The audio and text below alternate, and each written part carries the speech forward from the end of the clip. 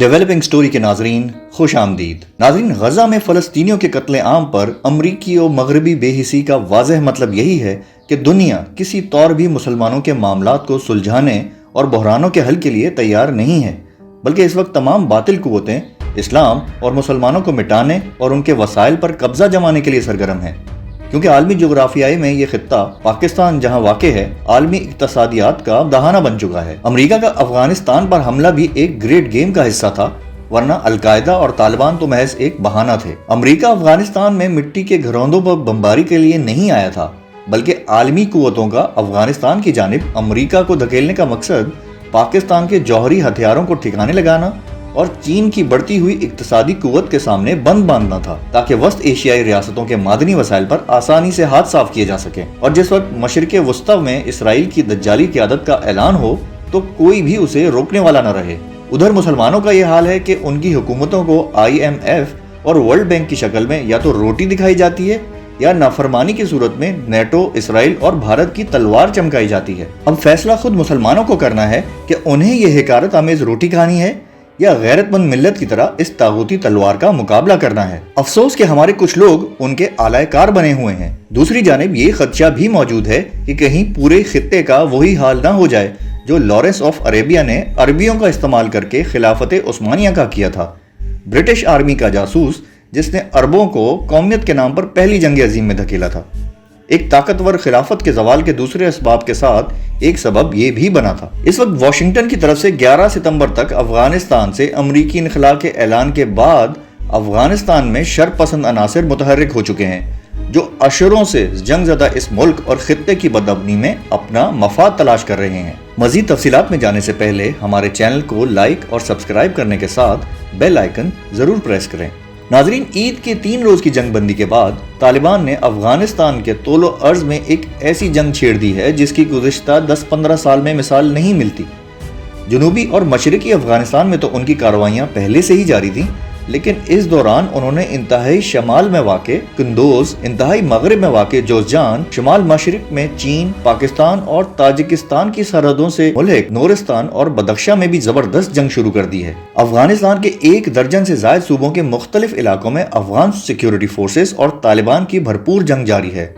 लगवान जैसे सूबे में भी जहाँ तालिबान हेडक्वार्टर ने कब्जा करने के लिए हमला किया है, गुज़िश्ता बरसों में मुकम्मल खामोशी थी और इन जंगों के नतीजे में कई जगहों पर अफगान महाजिर बन गए हैं। आज पूरा जनूबी एशिया और अफगान सरजमीन आलमी सियासत का अखाड़ा बने हुए हैं। अफगानिस्तान 2 सुपर पावर्स का कब्रिस्तान साबित हुआ है। अब रूस भी अपने आप को दोबारा मनवाने के लिए अंगड़ाइयां ले रहा है और किसी हद तक एक अहम खिलाड़ी के तौर पर चीन के साथ मैदान में मौजूद है। दूसरी जानिब भारत रूस को छोड़कर अमरीकी पहलू में जा बैठा है और दिल्ली पर अमरीकी नवाजिशों ने उसे इलाके का थानेदार बनाने के खत में भी मुब्तला कर दिया है, जिससे मुस्तकबिल का मंजरनामा बहुत भयानक दिखाई दे रहा है। अमरीकी इनखला से कबल इस्तेमारी कुव्वतें नया खेल खेलने में मसरूफ हैं। भारत चाहता है कि अमरीकी इनखला के बाद भी अफगानिस्तान में उसका किरदार बाकी रहे। इसी बिना पर रियासत कश्मीर का खुसूसी स्टेटस ख़त्म करने के बाद भारत मकबूजा कश्मीर के हवाई अड्डे अमरीका के हवाले करने के लिए परतोल रहा है और यूं पाकिस्तान, रूस, चीन और ईरान में अदम इस्तेहकाम पैदा करने के लिए भारत के तवस्सुत से मकबूजा कश्मीर को इस्तेमाल किया जाएगा। इससे कबल भी भारत अफगान सरजमीन को पाकिस्तान के खिलाफ इस्तेमाल करता रहा है और अफगानिस्तान के 14 शहरों में उसने अपने कौंसल खाने कायम करके दहशतगर्दों को बाकायदा तरबियत देने का सिलसिला जारी रखा है। और यही दहशतगर्द पाक अफगान सरहद अबूर करके पाकिस्तान की चेक पोस्टों पर भी हमलावर होते हैं। पाकिस्तान ने ऐसे वाक़यात की रोकथाम के लिए ही पाक अफगान सरहद पर बाड़ लगाने का काम शुरू किया था, मगर काबुल हुकूमत ने पाकिस्तान के साथ सख्त कशीदगी की फ़ज़ा पैदा कर दी और पाकिस्तान की चेक पोस्टों पर हमले के लिए दहशतगर्दों की सरपरस्ती की।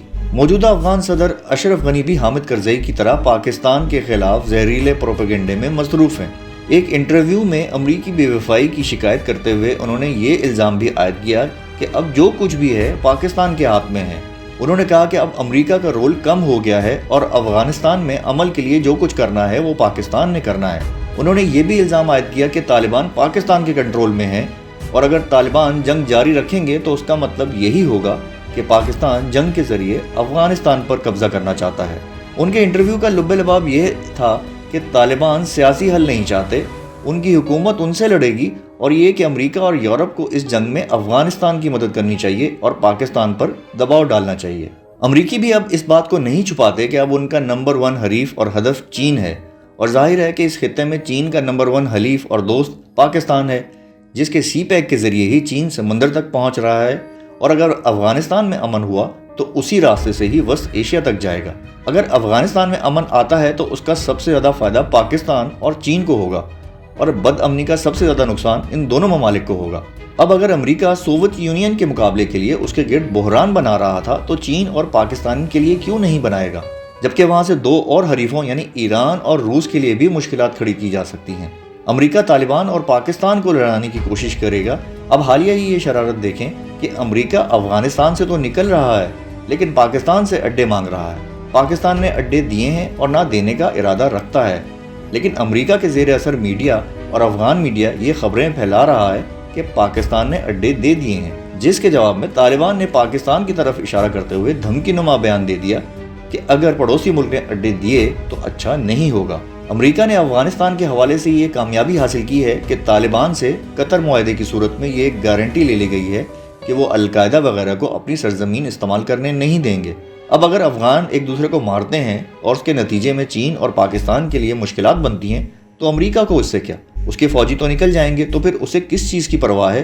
اور جو پیسہ وہ ابھی تک جنگ پر خرچ کر رہا تھا اس کا اگر 8-10% بھی یہاں کے مسلح گروہوں پر خرچ کرے گا تو انہیں کسی بھی پڑوسی ملک کے خلاف استعمال کیا جا سکتا ہے۔ اس تناظر میں اب یہ شک یقین میں بدلتا جا رہا ہے کہ امریکہ جان بوجھ کر افغانستان کو تباہ کن خانہ جنگی کی طرف لے کے جانا چاہتا ہے۔ اس لیے چین، روس، ایران اور پاکستان کو اپنا الگ گروپ بنا کر ہنگامی اور جارحانہ سفارتکاری کے ذریعے افغان متحارب فریقوں کو مفاہمت پر آمادہ کرنے اور امریکی سازش کو ناکام بنانے کے لیے مل کر کام کرنا چاہیے۔